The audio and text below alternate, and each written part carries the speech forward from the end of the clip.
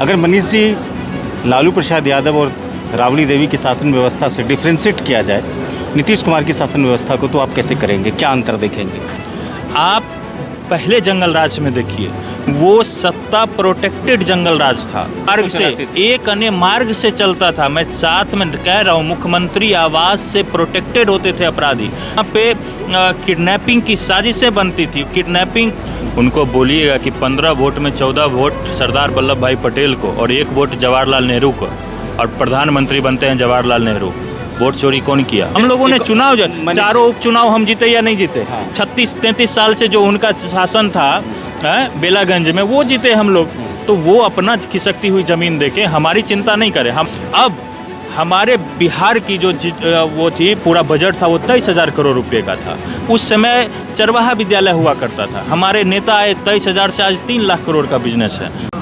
चूँकि बिहार में इसी साल विधानसभा के चुनाव है, जाहिर सी बात है कि नीतीश कुमार की पार्टी इस समय सत्ता में है, तो सवाल कई तरह से नीतीश कुमार से ही जुड़े पूछे जाते हैं। हमारे साथ उनकी ही पार्टी के मीडिया सेल के प्रदेश अध्यक्ष हैं मनीष मंडल जी।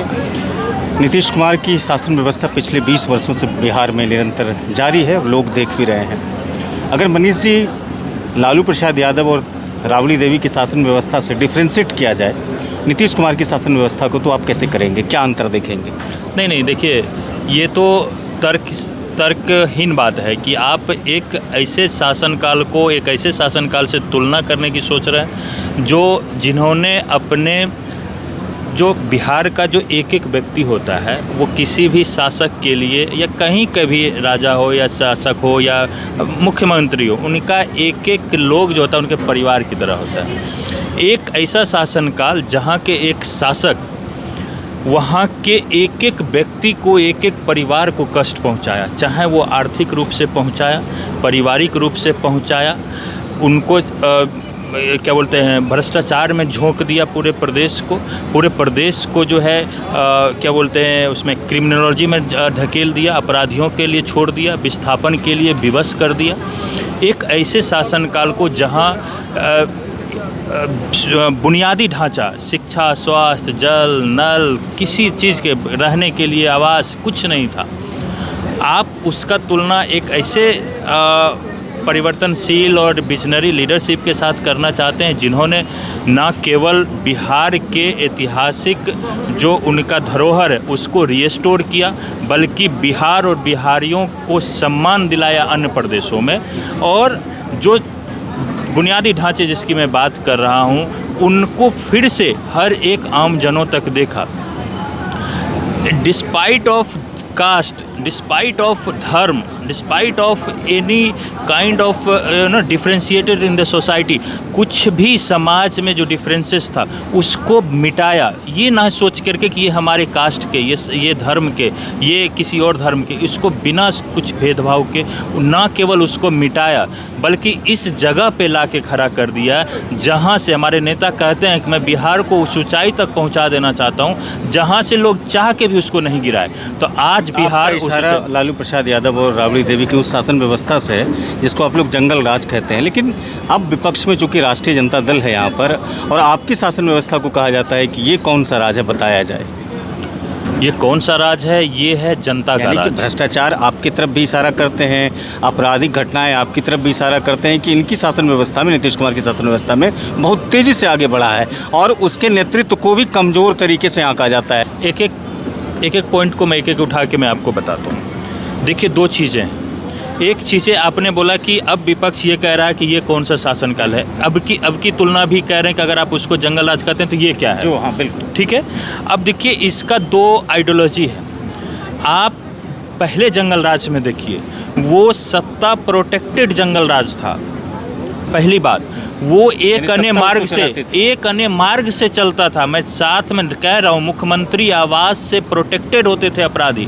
मुख्यमंत्री आवास से अपराध होता था, वहाँ से साजिशें बनती थी, वहाँ पे किडनैपिंग की साजिशें बनती थी। किडनैपिंग के बाद उसका पैसा लेना है, कितना लेना है, उसकी जो होता है नापतोल हुआ करता था, और क्रिमिनल को प्रोटेक्शन दिया जाता था।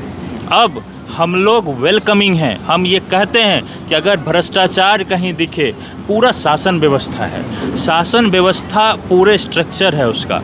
एक अगर किसी सर्किल ऑफिसर ने मान लीजिए कि भ्रष्टाचार किया और ऊपर में बैठे हुए जो हमारे पदाधिकारी हैं वो अगर कह रहे हैं कि आप हमको प्रूफ दीजिए, सर्किल ऑफिसर के अगर प्रूफ मिलता है, आप देख लीजिए बिहार में कितने आईटी रेड हो रहे हैं। क्या यहाँ किसी भी विभाग में ऐसा इंजीनियर पकड़ा जा रहा है? अभी भी ग्रामीण कार्य विभाग में इंजीनियर पकड़े गए कि नहीं पकड़े गए?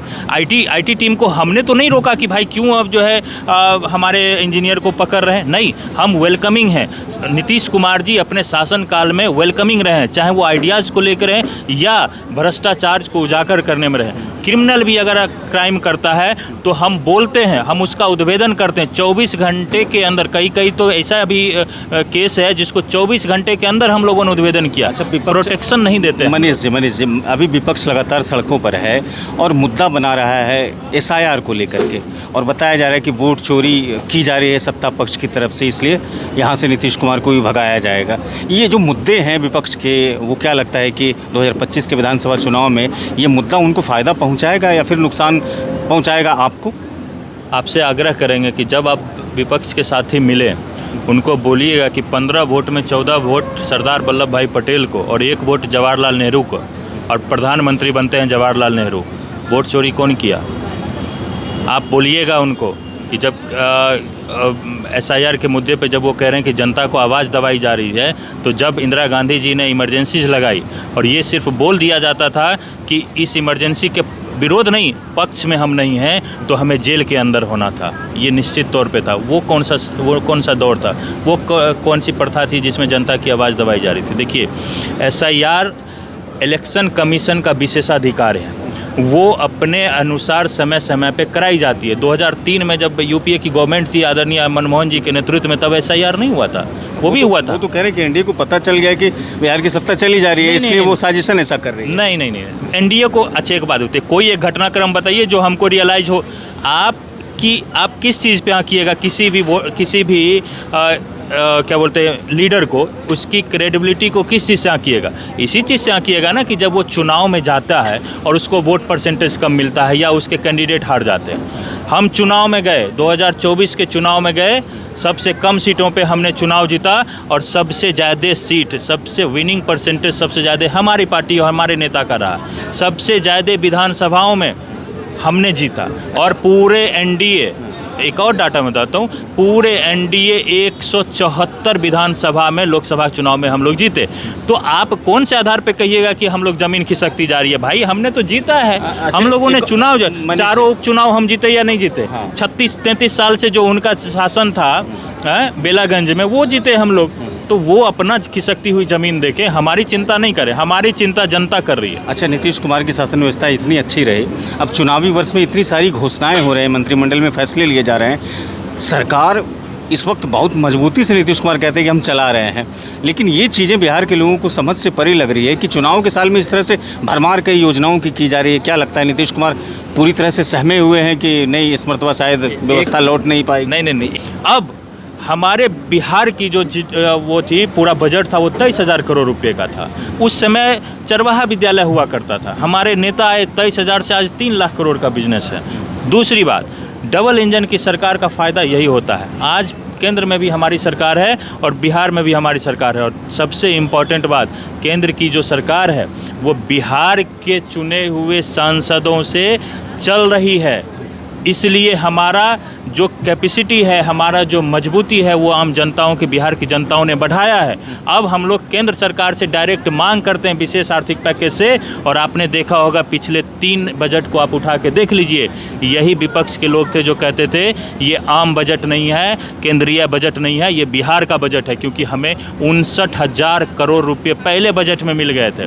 तो जब पैसा हमारे पास आया, जब हमारे धन संचय हुआ, बिहार सरकार के पास पैसा आया, केंद्र सरकार ने मदद किया, तब हम उस जो फैसिलिटीज़ है हमारी जनता, पैसा किसका है आप हमको बताइए, पैसा किसका है? पैसा बिहार के जनताओं को है। हम बिहार के जनताओं के सुख सुविधा के लिए खर्चा करें, इसमें पेट में दर्द होने की क्या बात है? एक सवाल, अगर हम कह रहे हैं कि आपको पैसा नहीं लगेगा बिजली में, हम फ्री दे रहे हैं, तो बिहार की जनता का ही वो पैसा है ना, हमारा पैसा थोड़े है। अब एक सवाल आपके विभाग से जुड़ा हुआ, सोशल मीडिया और युवाओं के बीच में जनसुराज पार्टी की बहुत ज़्यादा ये देखी जाती है, पॉपुलैरिटी देखी जाती है। चूँकि आप सोशल मीडिया को देखते हैं पूरे बिहार में जदयू की तरफ से, जनसुराज का फैक्टर पैदा कर सकता है, कितनी चीज़ें वो विषम परिस्थिति पैदा कर सकती है जेडीयू के लिए, खासतौर से युवाओं वाला प्रदेश है बिहार।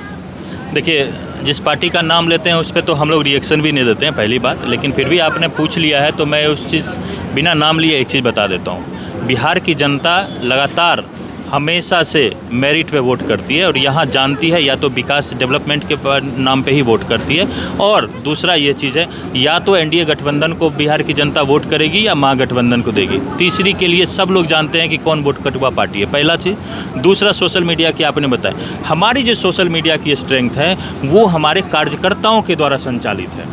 हमारी जो 75 लाख हमारे जो सदस्य हैं उन कार्यकर्ताओं के द्वारा हमारा सोशल मीडिया संचालित भी है और ईमानदारी से चल भी रहा है।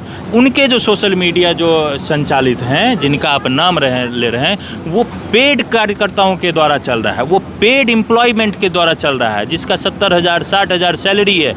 आईपैक के लोग आए हुए हैं, कोई दिल्ली से आया हुआ है, कोई यूपी से आया हुआ है, कोई बेंगलोर से आया हुआ है, और वो चलाते हैं। तो देखिए, दो चीज़ होता है सर, कार्यकर्ता नेता पार्टी के विचारधारा के लिए काम करता है। नेता कहेंगे हमारा विचारधारा क्या है, अंबेडकर का, हमारा विचारधारा क्या है, गांधी का, हमारा विचारधारा जेपी लोहिया जी का है। तो उनके विचारधारा पे हमारे कार्यकर्ता जो है ज़मीन पे भी काम करेंगे, सोशल मीडिया पे भी अपने नेता के लिए काम करेंगे। लेकिन जो अन्य जिनका नाम आप ले रहे हैं उनके कार्यकर्ता अपनी सैलरी के लिए काम करेंगे। नाम क्यों नहीं ले रहे हैं? हम उस पर कमेंट ही नहीं करते, हमारी पार्टी ने कमेंट नहीं करते, तो हम नाम क्यों लें? आज जो उस पर जो नाम लेने लायक नहीं है उसका नाम हम लेते नहीं। चलिए, बहुत बहुत शुक्रिया मनीष जी, आपने अपने विचार को साझा किया, इसके लिए बहुत शुक्रिया। बहुत बहुत धन्यवाद आपका। मनीष मंडल साहब को सुना, जदयू और नीतीश कुमार इस विधानसभा चुनाव में कितनी प्रासंगिक है और सरकार एनडीए की बन पाएगी या न बन पाएगी, इन तमाम बिंदु पर मनीष मंडल ने अपनी बात को रखी है।